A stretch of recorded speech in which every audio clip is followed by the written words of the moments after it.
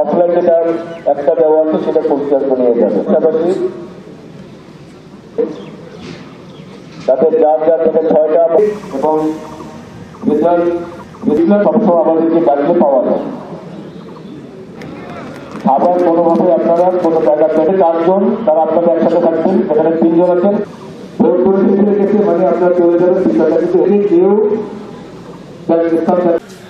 যে ভোট কেমন হচ্ছে, কোন প্রার্থী কেমন করছেন সে ব্যাপারে কোনো রকম মতামত বা মন্তব্য যেন না করেন। আমি মিডিয়া কর্মীদেরকে অনুরোধ করব, আমার আইন শৃঙ্খলা রক্ষাকারী বাহিনীর কোনো সদস্যের কাছে এরকম কোনো বিষয় জিজ্ঞাসা না করে আপনারা পরিবেশটাকে ভালো রাখবেন। বিশেষ করে সামাজিক যোগাযোগ যে মাধ্যমগুলো, এগুলোতে বিভিন্ন সময়ে বিভিন্ন ধরনের তথ্য ছড়িয়ে বিভ্রান্ত করা হয়, সেগুলি যেন না করা হয় সেজন্য আমি মিডিয়া কর্মীদের যারা আছেন এখানে তাদেরকে বিনীত অনুরোধ করব। দেখেন, মেট্রোপলিটন এলাকায় আমাদের যে জনবল এবং আমরা যে পরিকল্পনা করেছি, এটি জেলা শহরের পরিকল্পনার চেয়ে আমাদের এই পরিকল্পনা বা প্রোগ্রামটা আরও একটু শক্তিশালী। আমাদের কেন্দ্রে জেলা পর্যায়ে যে সংখ্যক জনবল নিয়োজিত করছে তার চেয়ে আরও বেশি সংখ্যক জনবল নিয়োজিত করছে। আমরা কোনো কেন্দ্রকে অধিক গুরুত্ব দিচ্ছি না, আবার কোনো কেন্দ্রকেই হালকা করে দেখছি না।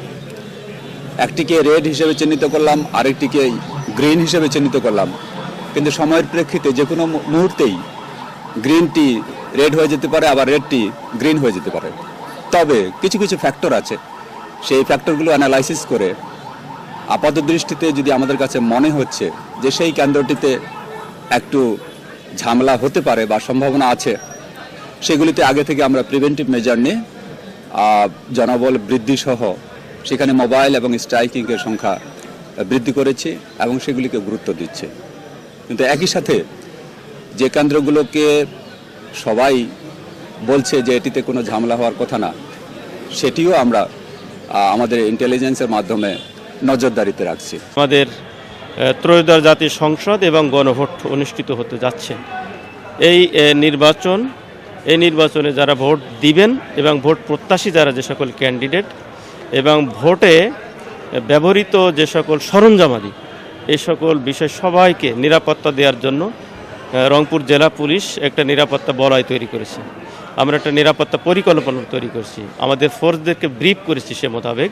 669টা কেন্দ্রের মধ্যে আমাদের প্রতিটা কেন্দ্রে পুলিশ এবং আনসার ডিউটি করবে এবং কেন্দ্রের বাহিরে পুলিশের প্রতিটা ইউনিয়নে এবং প্রতিটা পৌরসভায় একটি করে মোবাইল পার্টি থাকবে।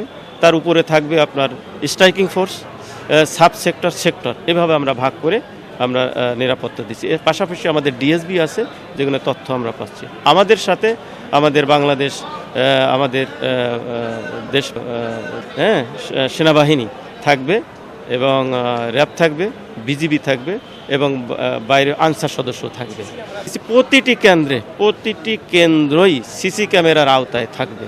পাশাপাশি 315টা কেন্দ্রে আমাদের অতিরিক্ত বডি অন ক্যামেরা থাকবে।